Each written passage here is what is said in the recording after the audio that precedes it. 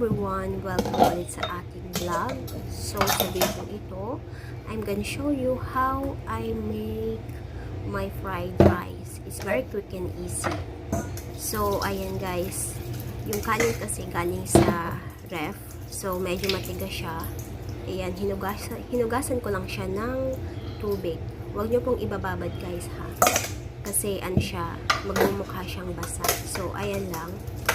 After ko siyang mahugasan, i-strain ko siya. Ayan. So, ganyan-ganyan lang. Samahan natin ng konting pasensya. Kasi kailangan natin matanggal yung mga tubig. Sa kaso ko kasi, ano siya medyo basa. Kasi nababad ko siya ng kaunti dahil may inutos. So, ayan, di ko siya agad natanggal sa tubig. As you can see later. Ayan guys, so ready lang ating rice.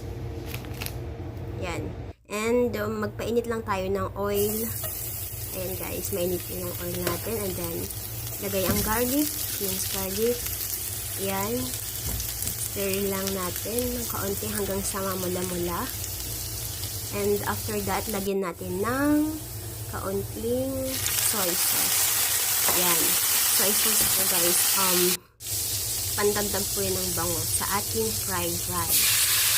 Yan. And then, ilagay na natin ang ating rice. So, yan lang. Halo-haloin lang natin ng kaunti hanggang sa maghalo-halo na ang lahat. Yan guys. So, ayan. Lagyan din natin ng kaunting salt for taste. So, that's it guys. It's very quick and easy and level up po talaga yung lasa. Iba yung aroma na bigay ng soy sauce sa garlic. So, thank you for watching. Bye!